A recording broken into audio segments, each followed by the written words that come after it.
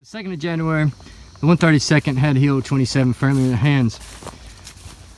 So 6 days later, the 132nd was relieved after a hard fight by the 25th Infantry Division's 35th Regiment. So the commander of the 25th, Lieutenant Joe Collins, which later became the Corps commander of my grandfather when he fought in France and Germany, and he respected the man quite well.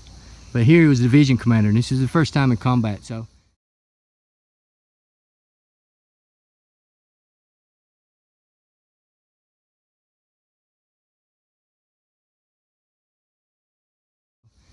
these are fresh troops, some of the regulars stationed out in Hawaii. So a good book, Thin Red Line, and also From Here to Eternity by James Jones, who was a member of the unit. Gives you some good indications of the regular troops before the war.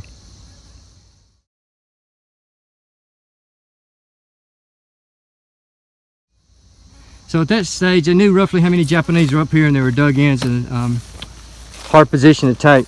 So the plan Patch came up with, he was going to isolate the Japanese from the west. So the Marine line, or the Marine and U.S. Army line, and just get my bearings, was roughly the Point Cruz line, which is what those houses are in that area, in those ridges, right before you get to those set of houses down in Honiara City. So from there, the Japanese had occupied all these ridges in front of us and points. And they were basically controlling the left-hand side to support the guys up here on the Gifu. So that's the galloping horse in front of us. So the 35th plans was to relieve the 132nd, so they was on the front and occupied Hill 27. The 27th Regiment was given orders to take the galloping horse. At the same time, another battalion of the 35th was sent on a mission to take the Seahorse. Now, I call it galloping horse and a Seahorse. From a topographical map, especially if you get a topo map and you flip it upside down, the galloping horse looks like a galloping horse, and the Seahorse actually looks like a seahorse. Hence the names.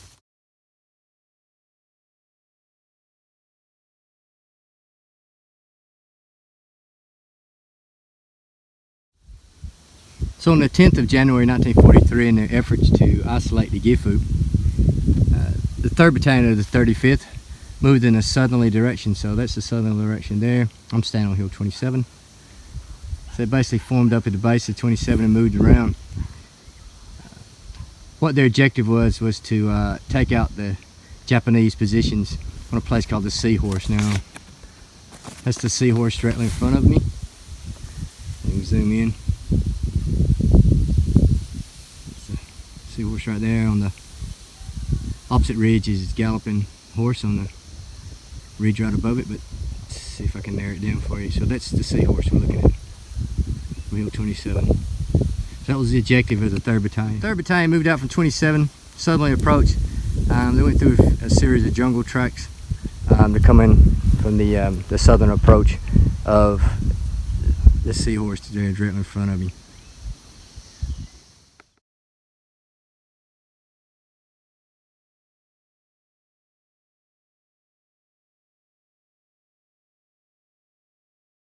So this is a good time to mention the actions that earned two 35th soldiers the Medal of Honor. So the two soldiers was Sergeant William Fournier and Corporal Lewis Hall.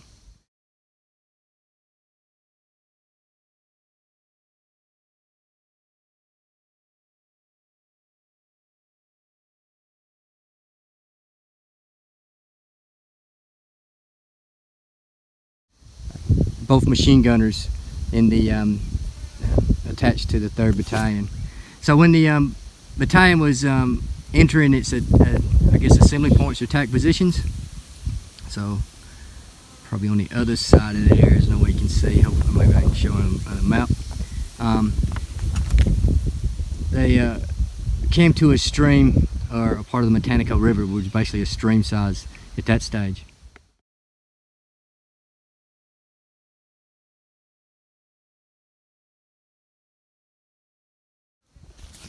So Sergeant Fournier was the heavy machine gun section leader, in charge of 2 heavy machine guns. So they attached the guns or position their guns on a small knoll.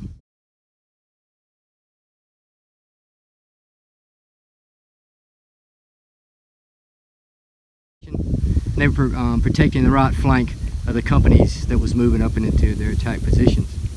They were covering a stream. So Colonel Oka, the Japanese commander, some of his command group, attacked from the north in a southwest direction and came down the river stream. They took out both machine guns, killed and wounded most of the crew. So Fournier and Hall was ordered to withdraw back, but they disregarded that order, and they seen one of the machine guns that was laying idle, so they both ran and manned the gun. Due to the level that the machine guns was on, they couldn't depress it to get into the stream bed.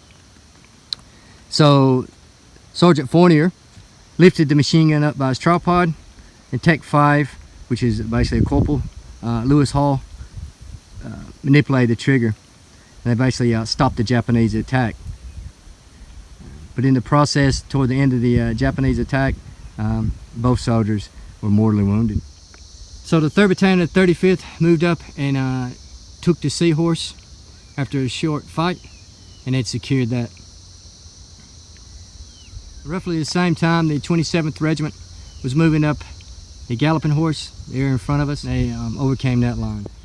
So by the 18th of January, the Americans had the Gifu totally surrounded. The Japanese was cut off, and you got a feel for the Japanese. I mean, they basically knew they were cut off. Most of them were starving up in this area. Most of them had malaria. A lot of them were wounded. They knew they were cut off, but they were going to die to the last man.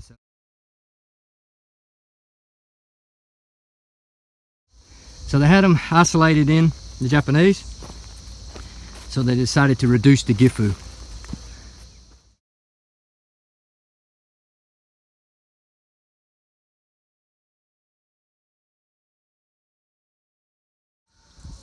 So the Army came up with an idea to bring 3 of the Marine tanks, to borrow 3 Marine tanks, and we're going to man them, I think, from some of the guys from the 25th Division's reconnaissance section. They're going to man the tanks.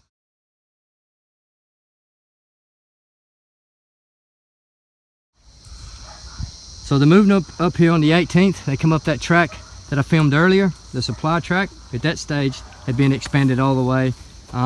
It was no longer a foot track, it was a jeep track. It went all the way to the base of the Gifu. They brought the tanks up. Unfortunately, only one tank made it. The other ones had to pull back for mechanical repairs, and I think one was stuck. But that one tank made all the difference.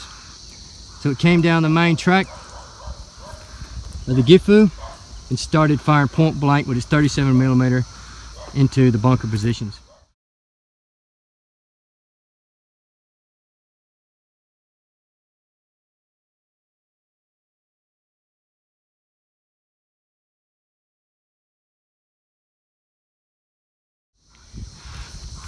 So the tank attack actually commenced on the 22nd of January. The tank was actually brought up on the 18th, but once that tank started taking out the bunkers on the 22nd, it took out a number of Japanese bunkers and it stopped for the night. The Japanese knew they'd been totally defeated, so they staged a counterattack, or really wasn't a counterattack, it's a banzai charge, probably last ditch charge. So later that morning and afternoon, the American infantrymen got on line in the skirmish line and went through the Gifu with hardly any resistance. So it looks like the last banzai charge of the Japanese probably was all the guys who actually could move on foot. So when the Americans came through the Gifu line, they were basically shooting the Japanese. It was just laying in their holes and laying in the hospital beds who wouldn't plan on surrendering. And then once the Americans reached this point, the fighting for the Gifu was over.